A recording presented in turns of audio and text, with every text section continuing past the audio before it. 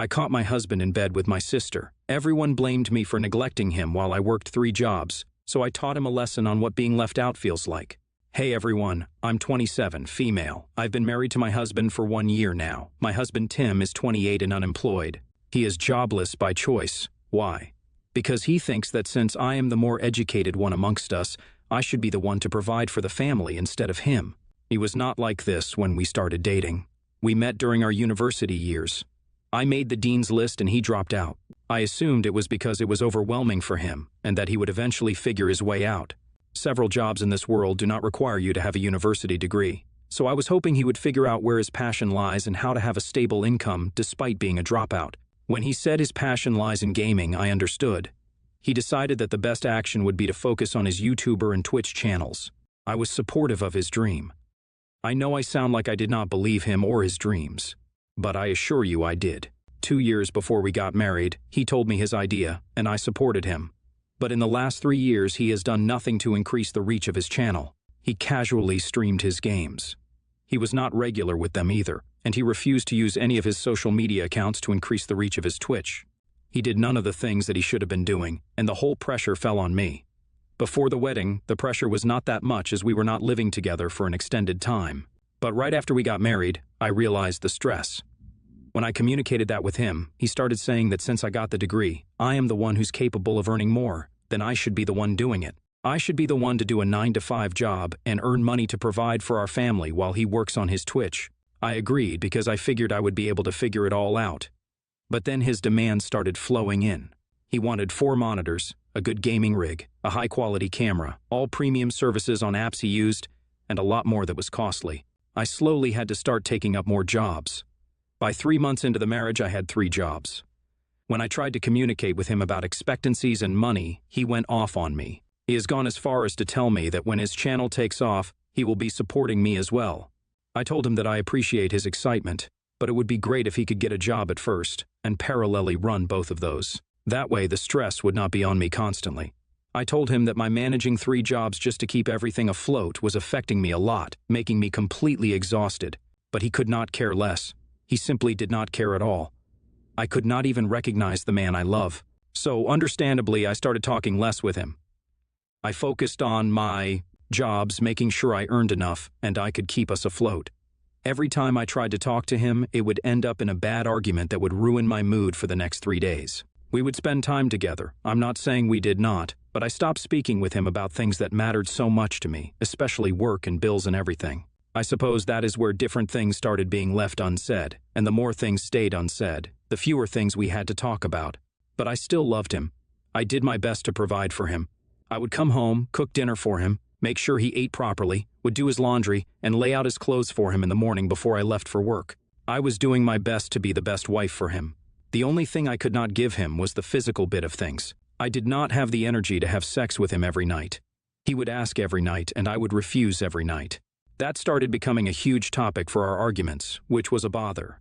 I tried explaining to him that with me working 3 jobs every day, I cannot provide him with sexual intimacy, but he could not care less.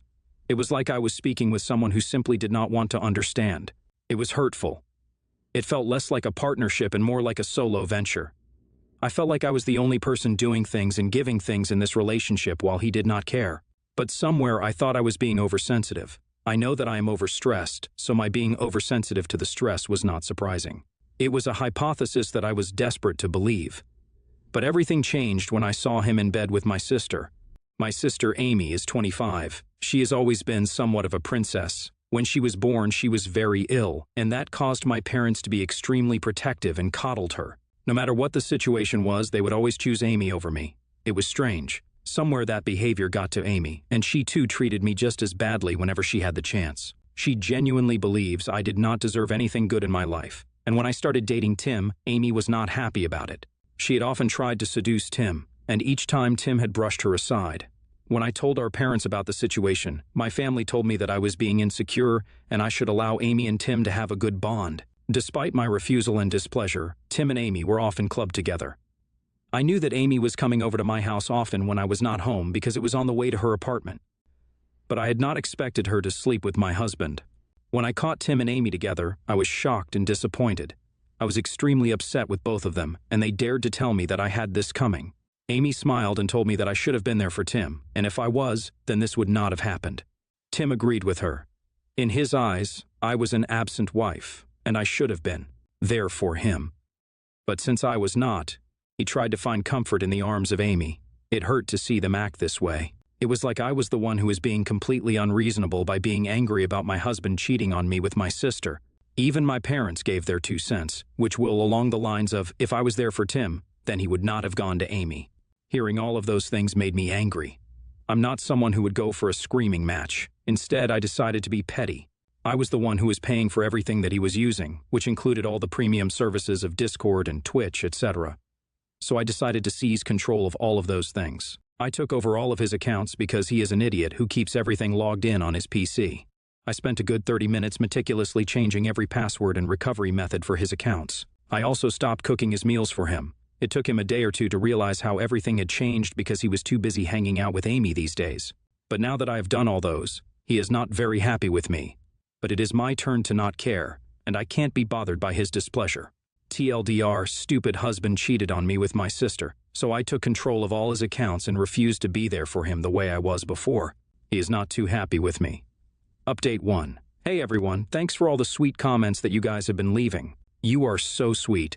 You guys are better at giving me comfort than my parents and my family were. Yeah, essentially my husband left with Amy to live at her place after I caught them because I was being melodramatic. I told my parents about the whole situation and that Amy was sleeping with Tim, but they were very dismissive. They kept saying that if I had been there for Tim, Amy would not have successfully seduced him. If I was a better wife, Tim would not have cheated on me. All of their vile words were thrown at me, seemingly ignoring the fact that their other daughter is a homewrecker. It stressed me out so much. To everyone who thinks it's hilarious that I changed all of his passwords, I think it is pretty hilarious too. He moved back in after 2 days with Amy because Amy is not a cook, and she lives with 4 roommates. When he came back and found that I had not prepared any food for him, he was very upset with me.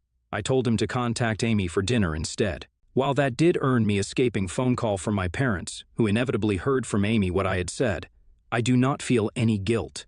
I think this is the best course of action. He deserves to be treated like a child if he's going to be a childish guy. Update 2. Thanks to everyone who insisted that I should get a divorce. I have filed for one as you guys suggested. I spoke with a few of you guys in the DMs who helped me with the legal side of things so that I do not end up financially crippled after the trial. I appreciate you all so much. I have given him the papers, and he was not happy with me.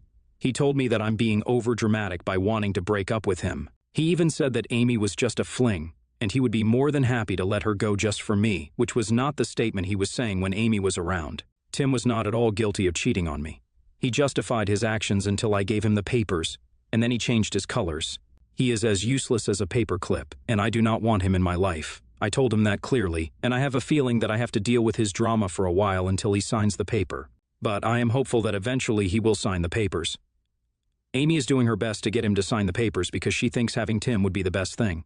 I suppose because Amy does not have a reality check, she thinks that Tim's Twitch channel, which has 25 followers after 3 years, would take off, and she would have the best life. Well, she can have him if she wants him that badly. Update 3. The divorce went through, and now I am without a leech draining me of my energy and money. I'm very happy that I do not have to deal with him anymore. I've been divorced for a day, and I feel so much better already.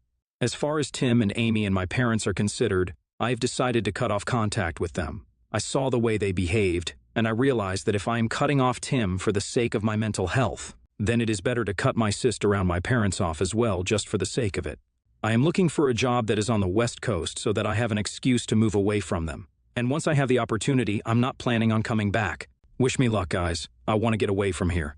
Update 4. Tim and Amy are getting married. I'm confident that they will have an amazing married life. I could not care any less. I'm currently on the West Coast and I do not plan on going back to them. This wedding gives me another reason to cut them off, so I am considering this as a win. Thanks for being here for me. Your husband needs a reality check. Who in their right mind behaves that way? LOL. I love your revenge. OP, NTA. You should get rid of him as soon as possible.